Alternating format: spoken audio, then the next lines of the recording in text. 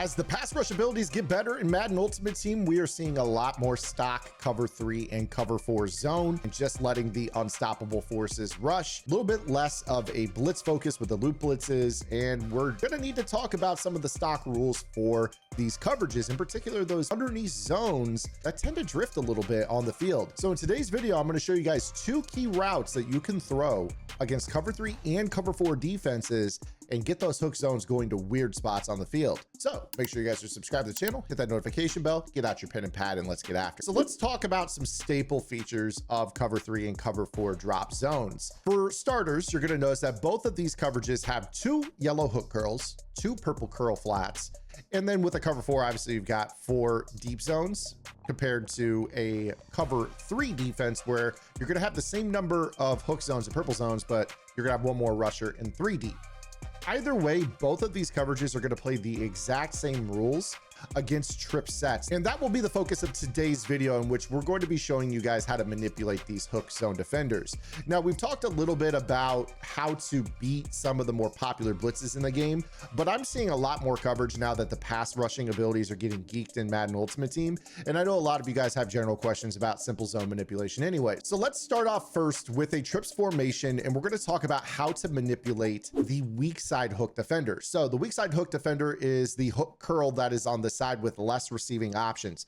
Whenever you get 3 receivers to one side of the formation, this hook defender, when left to the AI's attention, is going to almost always run over towards the trip side of the formation.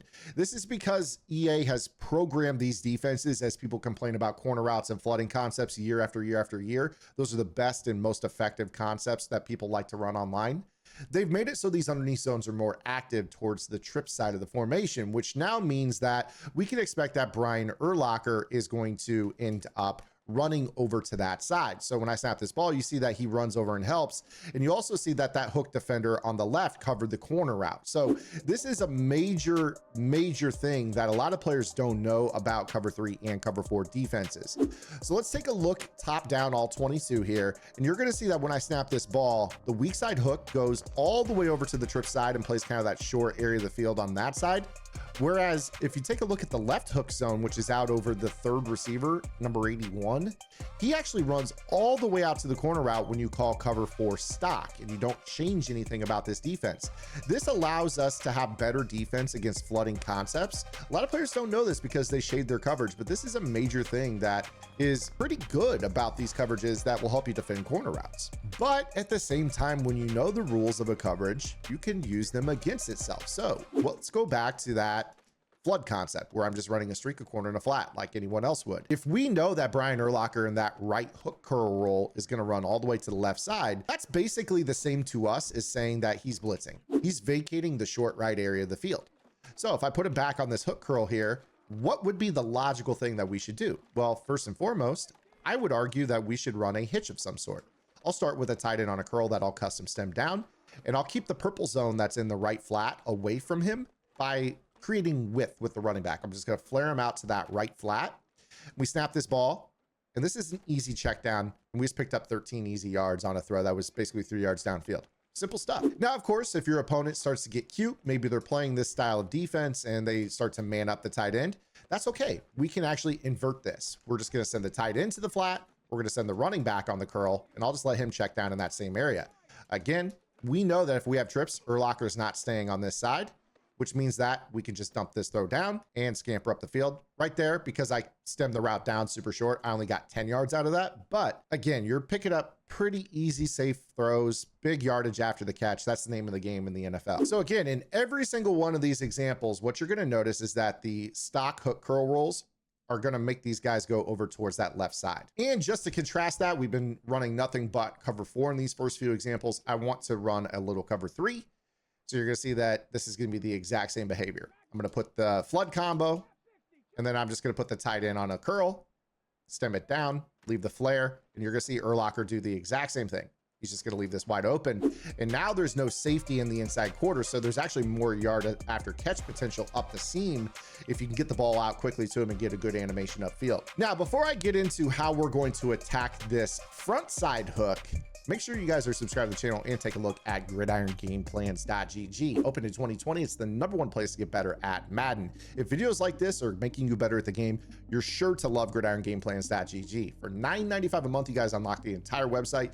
That includes weekly updated, personally curated content focused on the trends of competitive Madden. This is what the pro players are doing, why it works, and how to counter it when you face it online. So you can either run these vault tips or beat the snot out of them when you face them. That means you're earning more online, spending less on packs. It's the best deal in the tip space. And that also includes lab sessions every single week at no additional charge in our Discord that has over 2,000 members of the Gridiron Game Plans community chatting day in and day out to help one another. It is truly the best deal in the tip space and the best community in the tip space as well. Go check it out. I'll see you guys in our Discord. Now let's talk about how to manipulate our front side hook. So what I'm going to do here is I'm going to call a little bit of a kind of weird formation. We're going to start off with like a bunch tight end. Okay.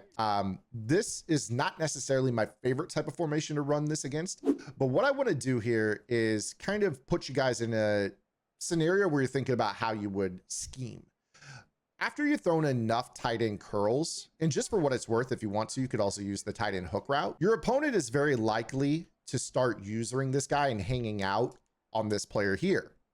Now, what's going to end up happening a lot of times is you're going to see that this hook curl is still cheating out towards that corner route area of the field. So one of the things that is actually super useful is that we can actually send a custom sim corner route, maybe a streak on the field, and then we just have some sort of C route that is going to work inside. And you're going to see that that guy just creates so much width to the sideline that this throw in the seam is wide open. You just want something really, really delayed up the seam that's going to help you get into this space. Now, I totally understand that you guys probably don't have this exact play in your playbook stock. So this is just an example of how I would attack it in the Seattle Seahawks offense. Again, you guys can find my full Seattle Seahawks breakdowns on gridirongameplans.gg in our game plan section. So this is an example of something I might do against this, but let's give you guys an example of how you can create your own manipulation against this out of formations that you might have in your playbook by using an old friend known as the flip streak. Now, the flip streak is a concept that you guys will want to utilize out of trips formations. You're going to come out with your trips formation to the side of the field that you don't necessarily want your ball to be snapped on, okay? Because we're going to flip our formation. And when we do this, we want to make sure that we're putting a wide receiver on a streak route so that he's actually breaking over the middle and then up the field. So I'm just going to show you how this formation flips so you can get an idea of how to do this within your offense. You're going to see when I flip this, everybody's going to go across to the other side. And if I just put one of my receivers on a streak, you notice that it gets a different shape. Now, there's a timing to this. I've done a million videos over the last few years on this. But as you flip this, you're going to find that you can actually create some pretty interesting routes. You see that I've got this kind of like route to Calvin Johnson that is going to run over the middle and then up the seam. We want to create something like this, but also make it so the route combo as a whole makes sense, where this hook zone that's going to be on the trip side is going to cheat out towards the sideline. And then we have something that breaks into that void where you would expect a hook zone to be, okay? So we know that when we flip this formation, the outside receiver remains the outside receiver. So Julio Jones will be the outside left receiver when we flip. Warren will still be the middle, and Megatron will be the insidemost receiver. So the candidate for this that we would likely utilize is probably going to be one of the two inside options. And I'll kind of start off by showing you what we're going to do. We're going to flip this formation, and I'm going to take Tyler Warren, and I'm going to put him on a streak when he hits the right shoulder of the center. So you get this exaggerated version of this route. Now from there, what we're going to do is we're going to put this player B on a corner route that we're going to stem down. And then you can do whatever you want with the outside receiver. Just for the sake of this, because I have a hot route master, I can't put a streak on the field. So I'm going to put a post route, and I'm just going to custom stem X all the way up to Narnia. So that way it just works like a regular streak. So that way it just runs off the coverage. Now, again, when we're facing a stock cover 3 or cover 4 defense, we know that they are probably going to have to hang out here. Otherwise, we're going to take our profit underneath to the tight end every single time on this curl.